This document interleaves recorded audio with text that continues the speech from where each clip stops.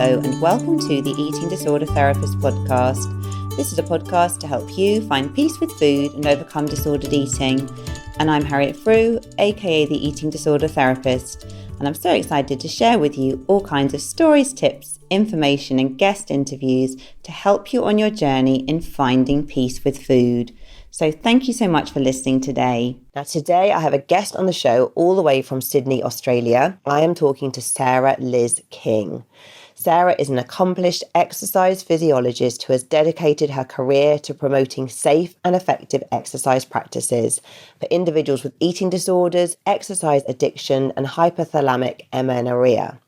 Sarah's expertise and knowledge has been instrumental in supporting individuals with eating disorders to develop positive and sustainable exercise habits that support recovery and overall health. She has worked extensively with clients in both inpatient and outpatient eating disorder treatment, helping to facilitate healthy relationships with exercise during recovery. And she has also had her own healing journey in recovering from eating disorders and hypothalamic amenorrhea.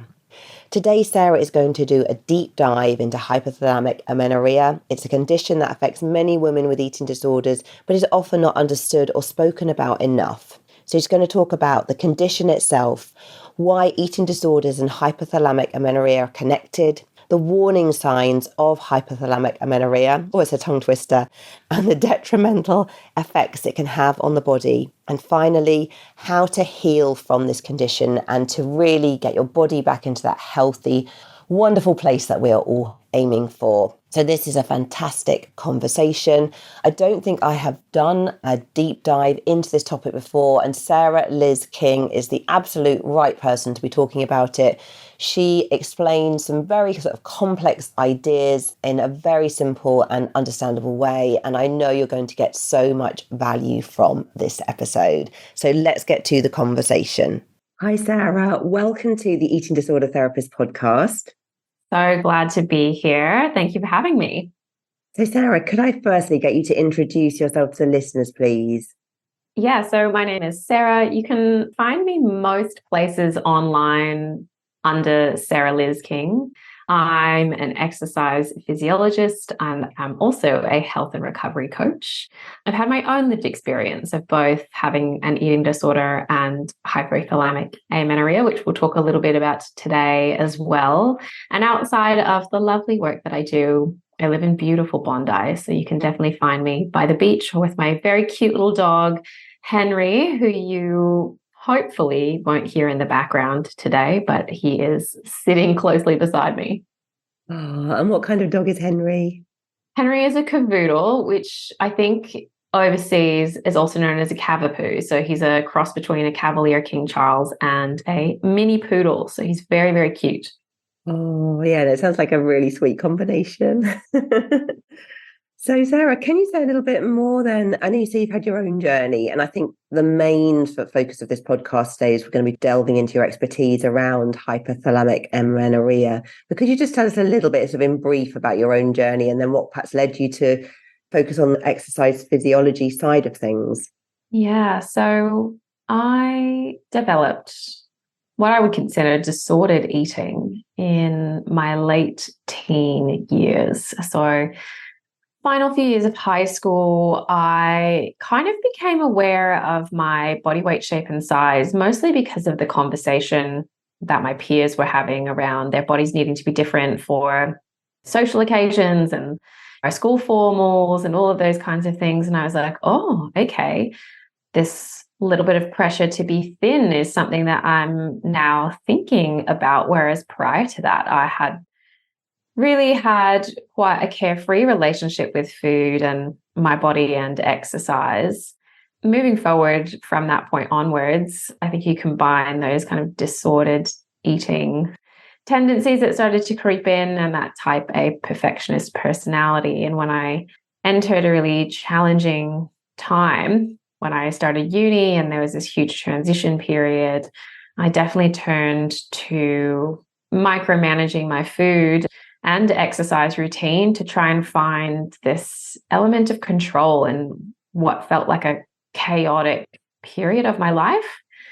My own eating disorder didn't get formally diagnosed for quite a while. And I probably kind of flew under the radar for a little bit until I had a bit of a breakdown. And I remember calling my parents on the phone, who were living half a world away at the time. So I was living in Australia and they were in New York.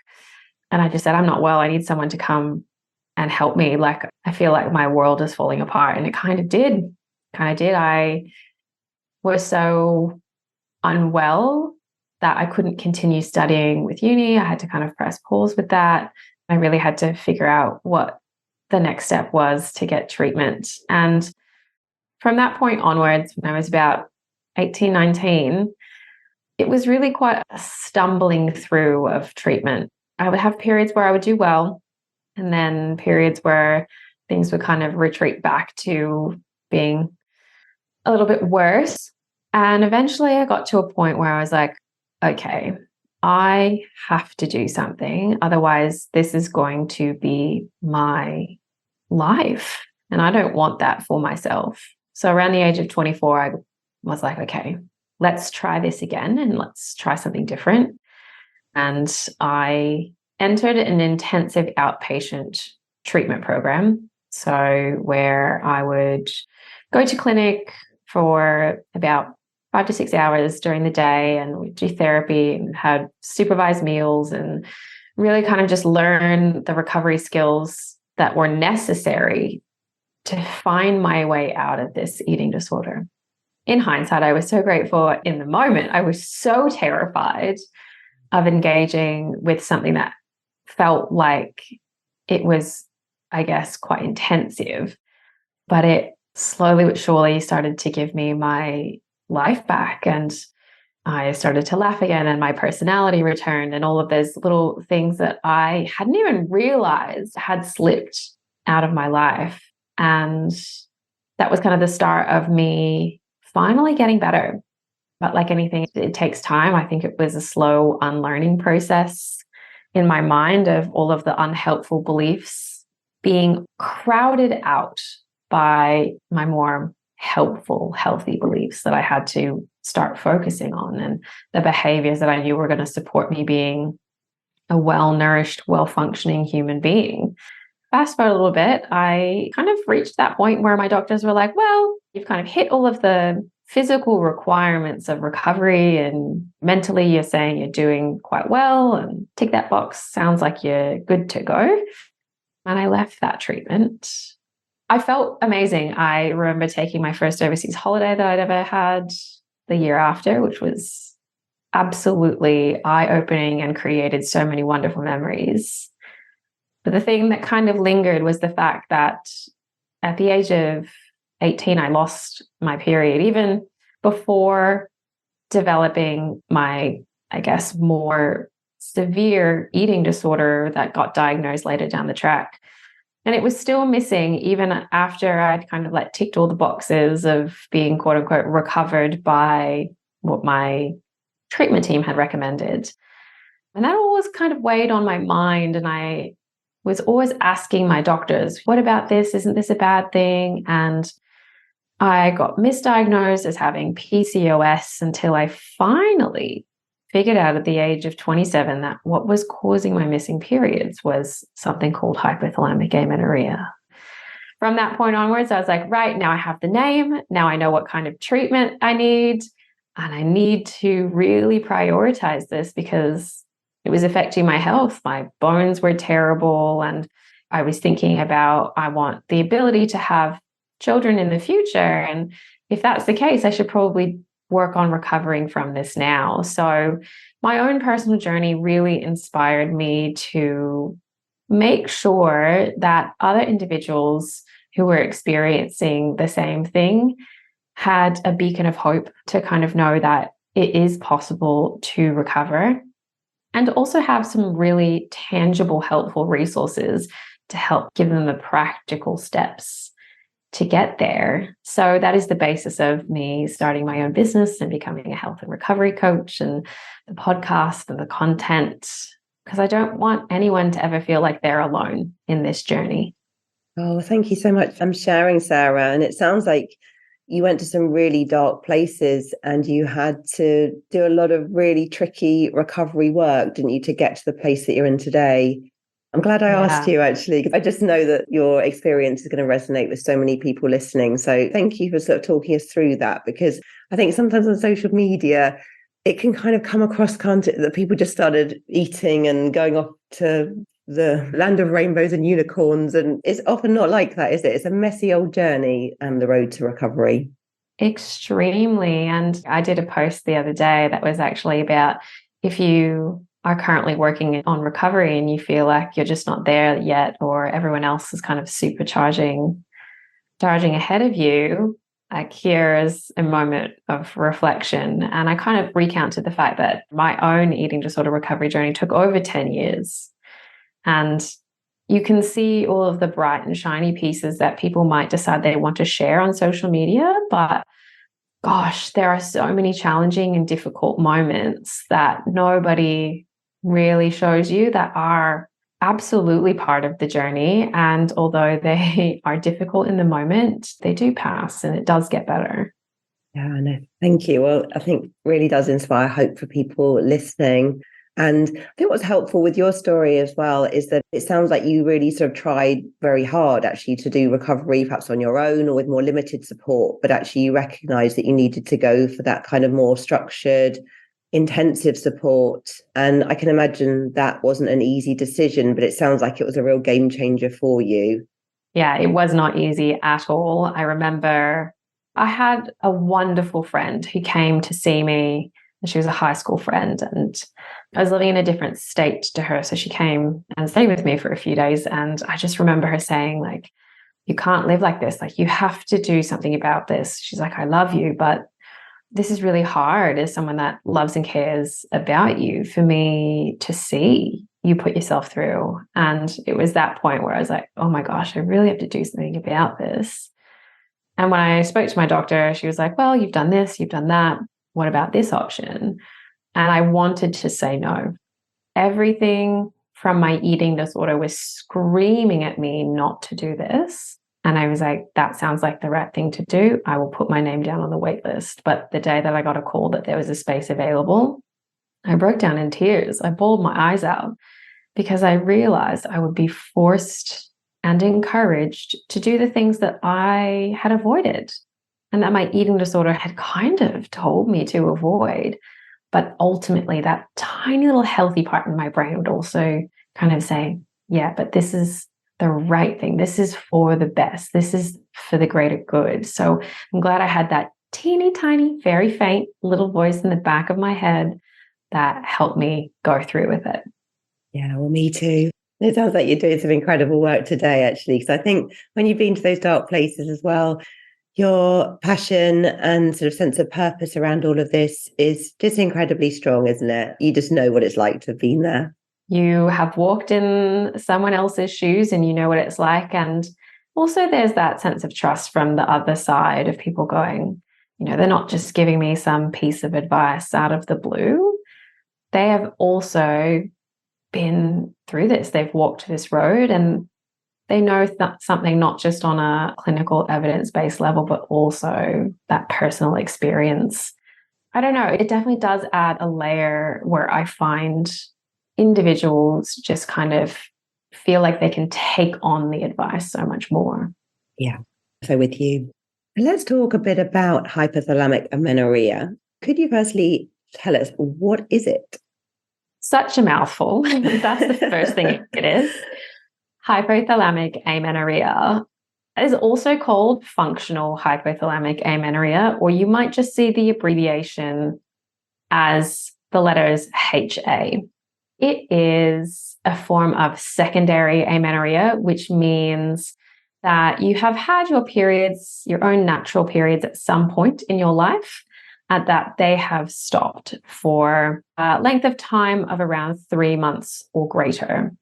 Now, hypothalamic amenorrhea is a diagnosis of exclusion, which means we have to rule out all of the other potential causes why your period might be missing. So things like pituitary tumors and problems with your thyroid and PCOS and all kinds of things to get to this diagnosis. And the main driving reason why hypothalamic amenorrhea occurs is due to a combination of three factors.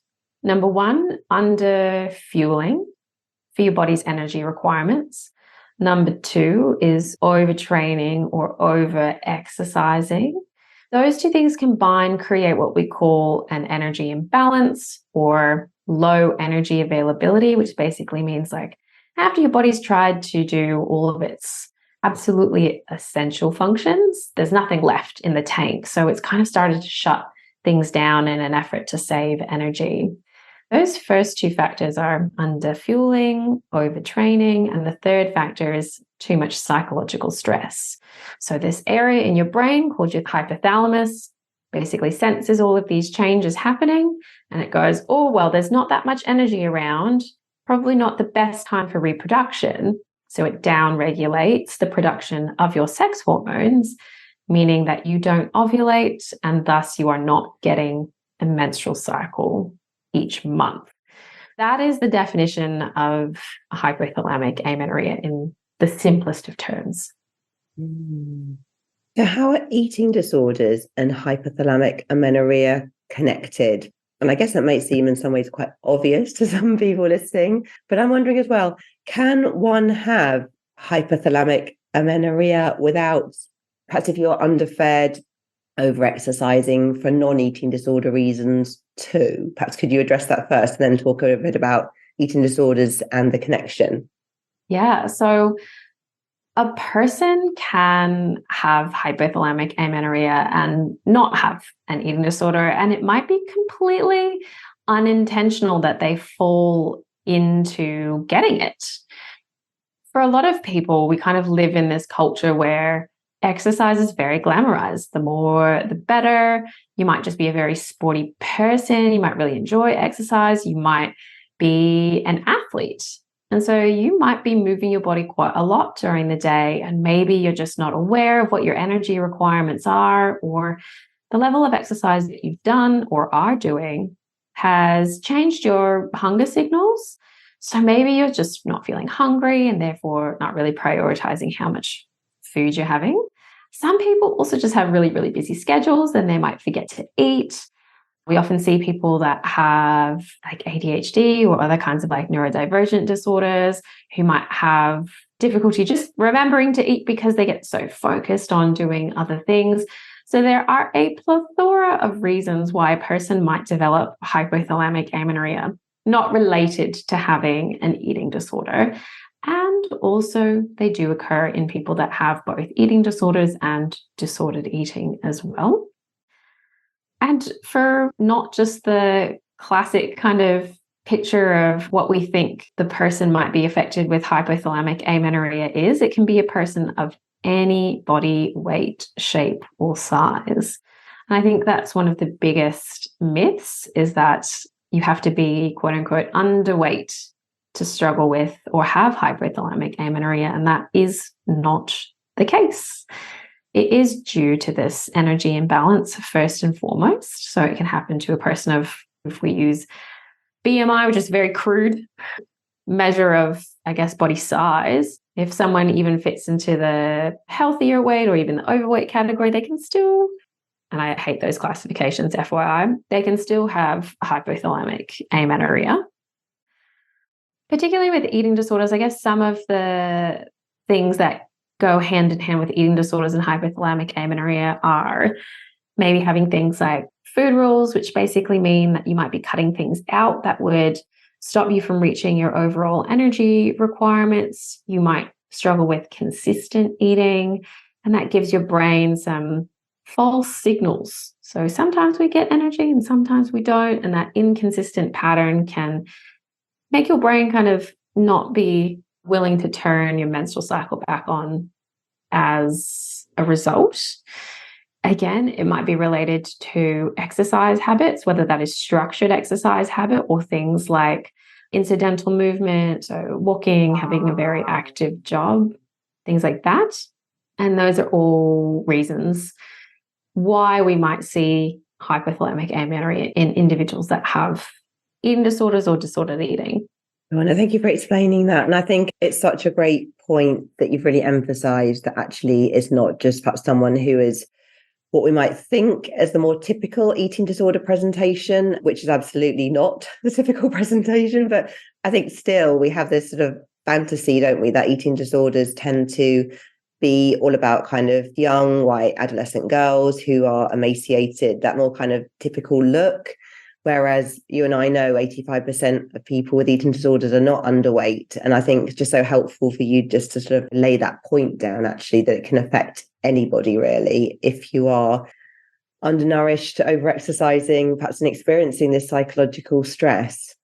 Yeah. And that's a big component I think we often miss out on is your brain can sense psychological stress the same way that it can sense this physical stress of being underfueled and having to deal with too much exercise. And we often think of stress as things that happen outside of us, but that's also the stress that we place on ourselves. So I'm often talking to people about internal sources of stress. So black and white thinking, perfectionist tendencies, being very high achiever. All of those things can place a lot of stress on ourselves. And then you add to that maybe struggling with your mental health, having a co-occurrence of things like depression or anxiety. All of that can add to the stress of your life, and learning how to navigate through those and find healthier coping strategies and mechanisms and tools is a really essential part of the HA recovery process, alongside obviously your mental health recovery as well. Yeah, I know, so important to emphasize. I think you talked already a little bit about some of the warning signs and the real sort of detrimental effect on the body of HA. I'm going to call it HA. Is there anything you wanted to sort of elaborate on with that? Because I think sometimes as well, particularly in the sort of shorter term, someone might actually think, oh, I quite like not having a period, because of it's not particularly pleasant always, is it, having a menstrual periods? And I think we often don't engage with the longer term impact. So you could just talk a little bit more about that. Yeah. And it's so easy to get caught in this trap of like, oh, it's super convenient to not have a period every month. And even that can get reinforced by doctors who say things like, oh, don't worry about it. Don't stress, maybe take the oral contraceptive pill or just come back when you want to get pregnant. It kind of reinforces the fact that, oh, our periods aren't really that essential. However, they are very essential because our sex hormones don't just act in the body for the purpose of reproduction and fertility. They also have other key roles in the body. So estrogen is one of the hormones that I want to talk about predominantly. It has a very strong role in bone protection. It is really involved in the processes of how quickly bone is lost and resorbed and how fast bone is laid down and built. When you don't have enough estrogen floating around, i.e. when you don't have your period, you lose bone at a significantly faster rate compared to individuals with their own natural menstrual cycle who have good energy availability. And the thing that's really tricky with bone health is that we actually won't know whether we have a strong skeleton or whether we have been struggling with the impact of low estrogen on our bone until we have something called a DEXA scan. So a DEXA scan is basically a low radiation image of our hip and our spine, and it tells us how strong those areas of our body are compared to our age-matched controls. I was shocked because I thought, oh, I'm fine, I'm healthy, I'm quote unquote fit, active, doing all the right things. And I was diagnosed with osteopenia. So low bone mineral density, the step before getting osteoporosis in my low 20s. And that was a really big wake-up call for me. Most people have been told that once you have low bone mineral density, it cannot be reversed.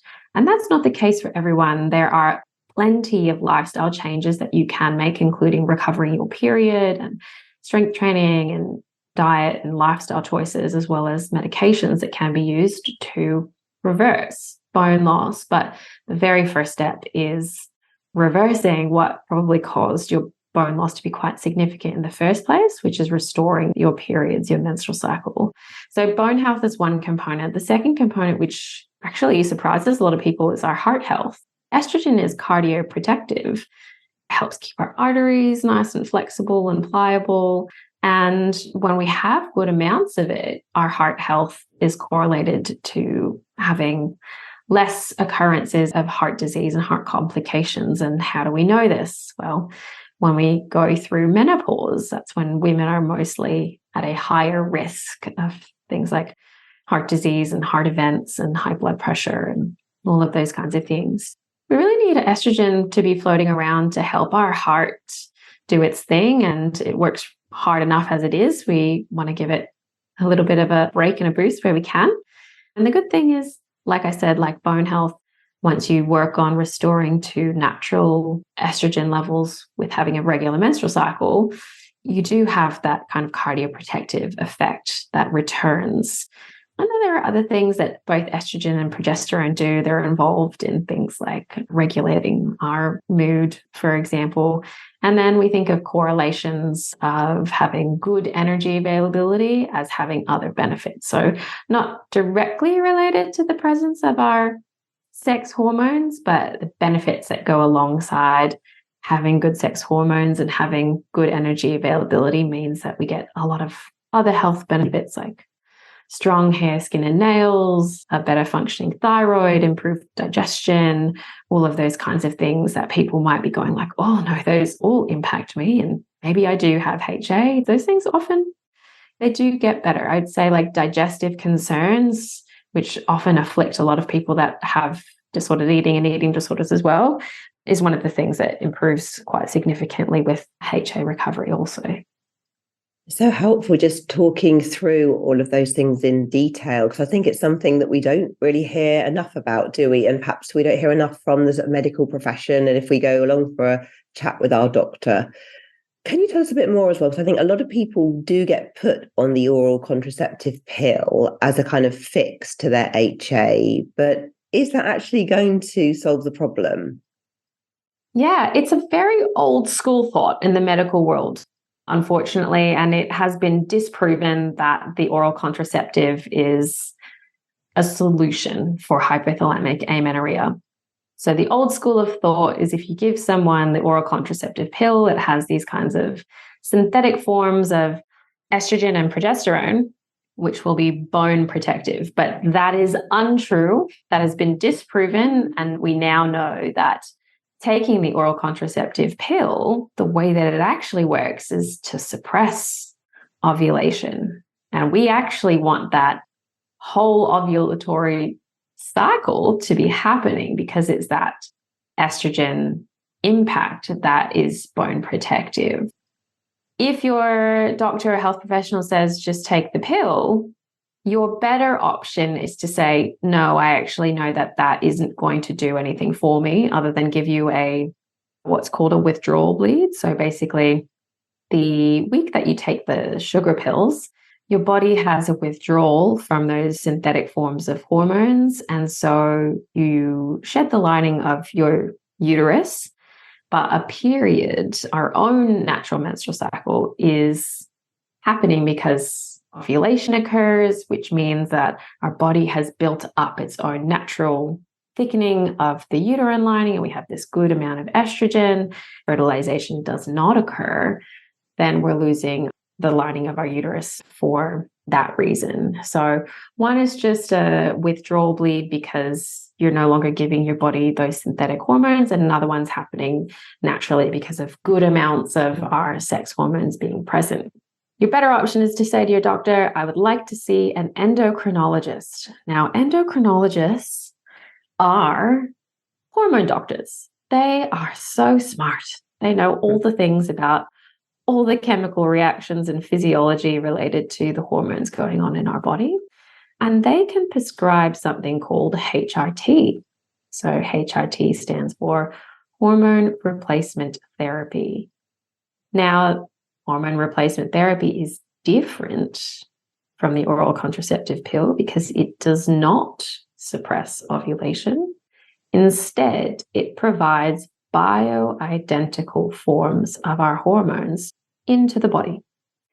Typically, these are used for women going through peri and the menopause.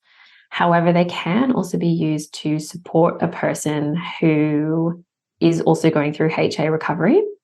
It is not a long-term solution, but it can help protect the bones while a person has then given themselves a little bit of time to make the lifestyle changes necessary to help their body regain their natural periods on their own. If your doctor says, here's the pill, say, thank you, but no thank you, unless you're using it for another reason that's unrelated to your HA recovery. And definitely ask for a referral to an endocrinologist instead, who can take a really good look at how your hormones are functioning and provide you with some treatment options and support.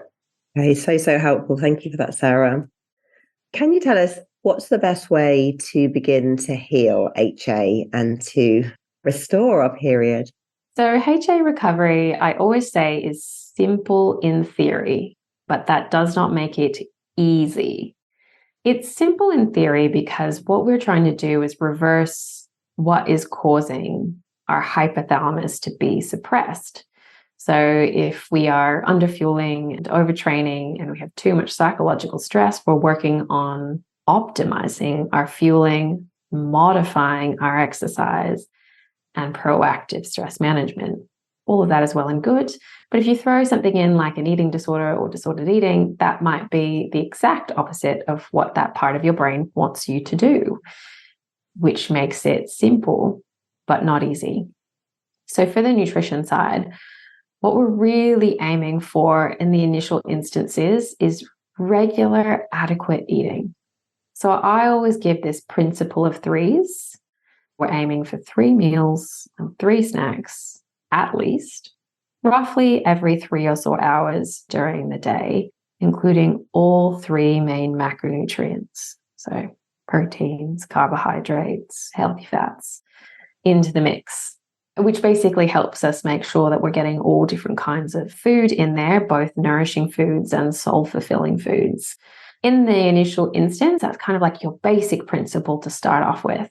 Then we've got the modifying exercise side of things. So we really want to take the intensity down a notch and cut out, in the first instance, all high intensity exercise. Things like anything that's going to get your heart rate up, running, higher intensity biking or cycling or cardio style workouts, HIIT training, and then also things that people wouldn't consider necessarily high intensity, but do have that kind of impact physiologically on the body. So weight training, for example, where you're kind of pushing the weights at quite a high intensity or up and around failure in an effort to build muscle, that is more high intensity training. And then other things like sport, team sport can get that high intensity element. So working to, at least in the first instance, cut those down and then press pause on them for a little while and swap to more low intensity and moderate intensity forms of exercise. And for some people, also complete rest is the way to go.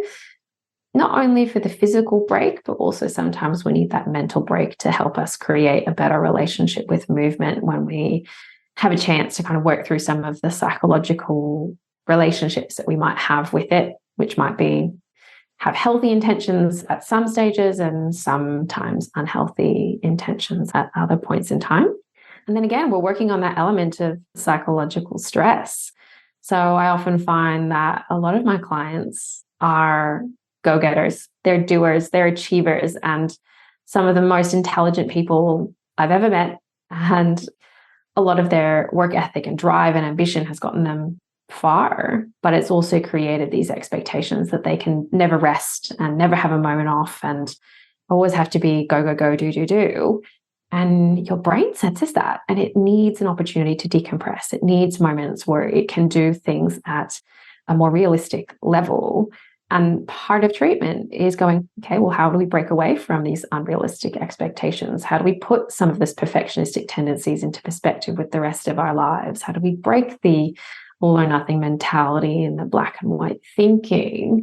How do we give ourselves more time to decompress and relax? Because that is what not only helps us recover our periods, but it also prevents us from feeling burnt out, prevents our periods from going missing in the future, and it also protects our mental health as well. So in the initial instances, if I was someone that was just starting recovery, those are some of the very first steps that I would take in those 3 areas before you kind of build on top of them. Oh, I'm guessing for people, it is extremely challenging, isn't it? Trying to put some of these steps into practice. And I can really see why people would need some support sometimes. It's really stepping out of one's comfort zone, I guess, isn't it? Eating more, not being so busy, reducing activity.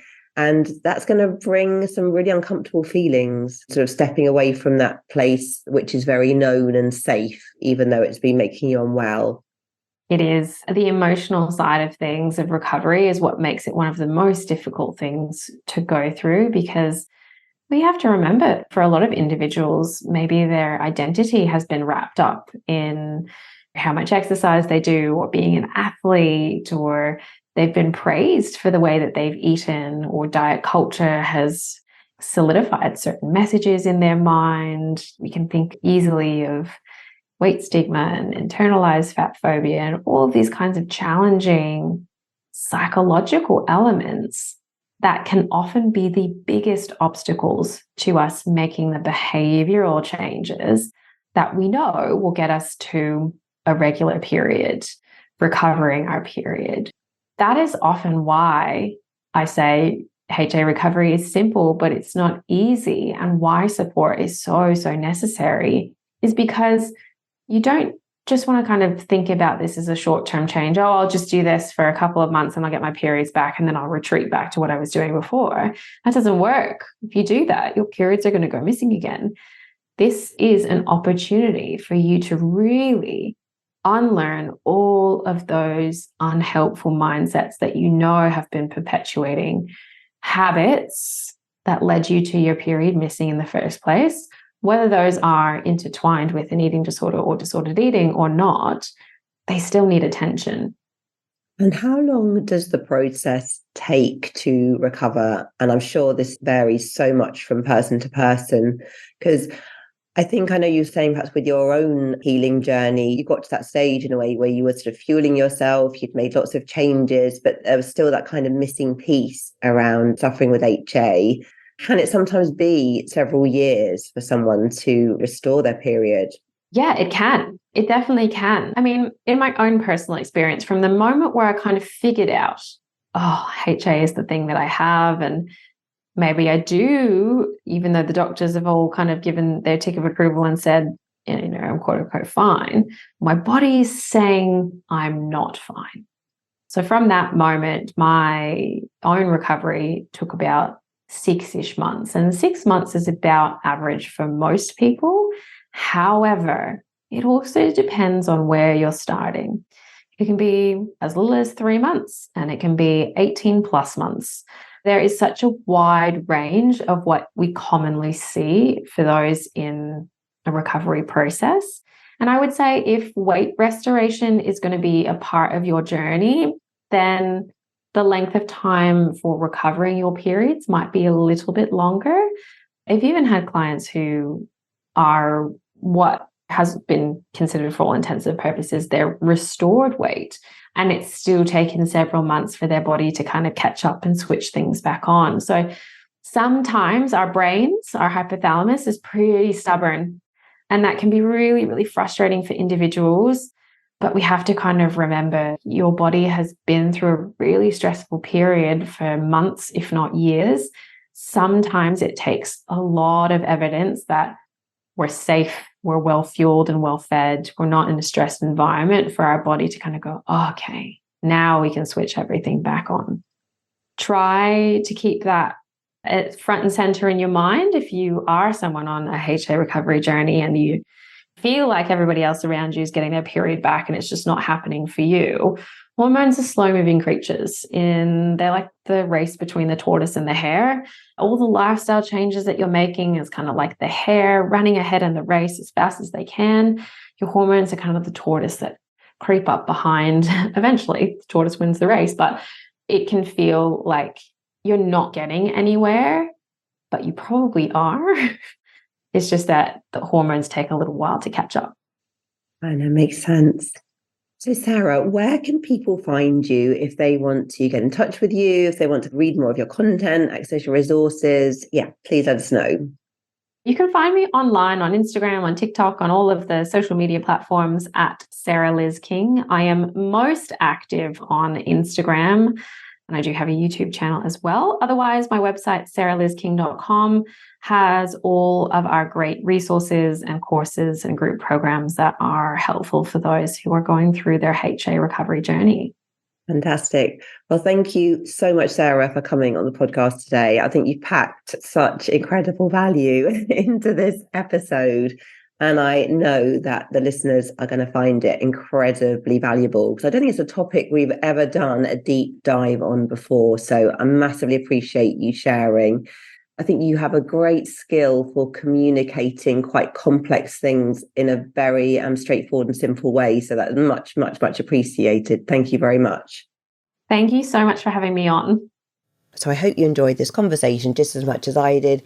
Do go and check out all of Sarah's details in the show notes. If you're a professional listening to this and you want to learn more about eating disorders, I run eating disorders training courses several times a year on Zoom and face-to-face, and I've now put this online. So if you're interested in actually accessing this course, do go to my website, theeatingdisordertherapist.co.uk, and you can find all the information there.